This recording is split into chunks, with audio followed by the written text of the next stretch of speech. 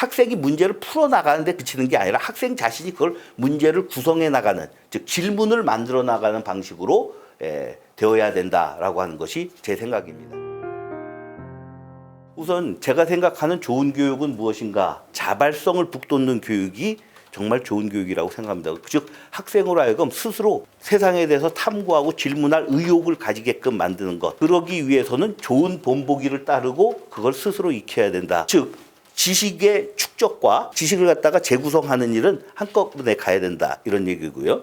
이 얘기는 사실 이런 것에 대한 그 깨달음을 준 거는 놀랍게도 알파고였습니다. 알파고는 논리 알고리즘에다가 감각적 체험이라고 하는 것을 도입함으로써 이길 수 없으리라고 지금 가정하고 있었던 바둑을 이길 수 있었던 겁니다. 그게 뭐냐면 딥러닝이라고 하는 겁니다. 딥러닝을 갖다가 간단히 그냥 우리말로 바꾸면 시행착오 학습이라고 이제 할 수 있는 거죠. 그래서 이 딥러닝을 갖다가 이제 받쳐주고 있는 것은 빅데이터가 있어야 되고요. 빅데이터에 대한 끝없는 시행착오의 어떤 그 훈련을 통해 갖고 이걸 여기서 굿데이터를 갖다가 선별해내는 겁니다.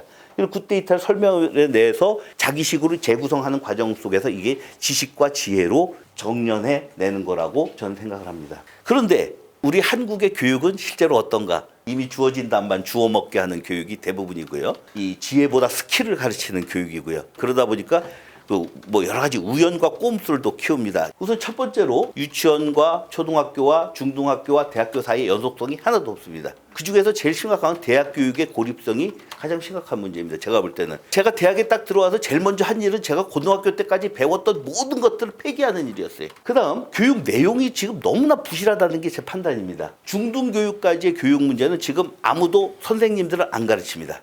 전부 누가 가르쳐? 학원이 가르칩니다. 그 다음에 창의를 해야 되니까 지식 축적 같은 거 불필요해. 그래서 실제로 필수로 배워야 될 교육 내용이 완벽하게 실종되어 버렸습니다. 지금. 세 번째로 학생들이 진리의 길을 찾아가도록 유도하는 역할을 교사가 실제로 못합니다. 그리고 또 하나는 문제가 교사들의 질이 굉장히 문제가 있다는 겁니다. 임용고사가 허구라는 얘기입니다. 굉장히 높은 경쟁률을 뚫고 들어왔는데 정작 전공 지식을 갖고 있지 못한 경우가 너무나 많습니다. 이 교사들을 교육하는 사람들의 부실도 또 큰 원인입니다. 또 하나는 문제는 교사 재교육 시스템이 거의 지금 제대로 돌아가고 있지 않습니다. 교사들의 이 질을 갖다가 계속 함양시키기 위해서는 이 재교육 시스템이 확실하게 돌아가야만 됩니다.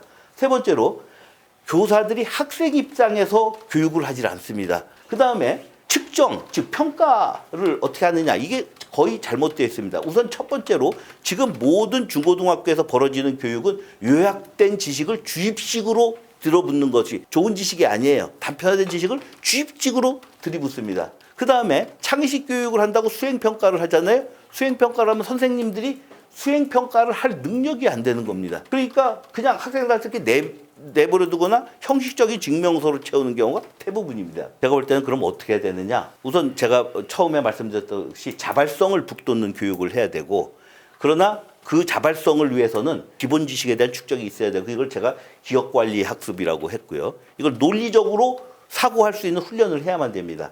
동시에 시행착오를 반복할 수 있는 기회를 만들어줘야만 됩니다.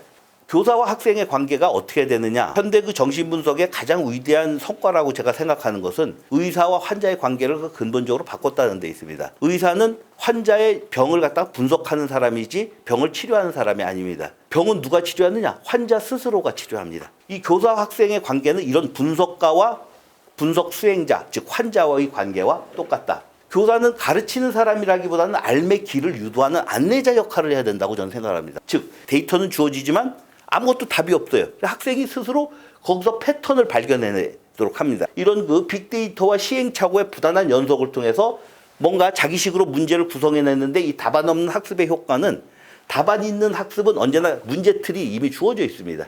근데 예기치 못한 새로운 문제틀을 만들어낸다는 거죠. 방향이 학생이 문제를 풀어나가는 데 그치는 게 아니라 학생 자신이 그걸 문제를 구성해 나가는, 즉 질문을 만들어 나가는 방식으로 되어야 된다라고 하는 것이 제 생각입니다. 그 다음에 교육 내용을 내실화해야 된다고 저는 생각을 하고요. 우선 고전교육을 절대적으로 필요하다고 저는 생각을 합니다. 그 다음에 맥락을 체질화하는 그 교육을 해야 된다.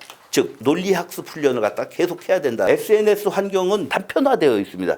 이 단편화된 사고를 이길 수 있는 체질을 함양하는 유일한 방법이라고 생각을 하고 있습니다. 마지막으로 특히 중고등학교하고 대학 사이에 연속성을 부여함으로써 중고등학교 때 배웠던 지식을 갖다가 말끔히 잊어버려도 되는 그런 교육이 되지 않았으면 좋겠습니다. 그다음에 평가 제도를 합리화해야 되는데요. 교육 내역을 논리적으로 재현하고 질문을 던질 수 있으려면 시험을 갖다 에세이로만 봐야만 됩니다. 동시에 수학 능력 시험을 갖다가 순수하게 자격 시험으로 전환하고 이걸 갖다가 에세이 형식으로 치러야 된다고 생각을 하고요. 그 대신 자격을 갖다가 세분화해서 시험 과목을 선택하도록 해갖고선 그 시험 과목에서 합격한 사람들은 대학 입학 자격이 어떻게 된다 뭐 이런 것들을 해야 되고요. 학생 선발은 그게 대학이든 고등학교든 자율적으로 선발 기관에 맡겨야지 그걸 교육부가 통제하면 안 된다고 생각합니다. 교육부 기능이 통제에서 지원으로 전적으로 변환되어야 된다고 생각을 하고요.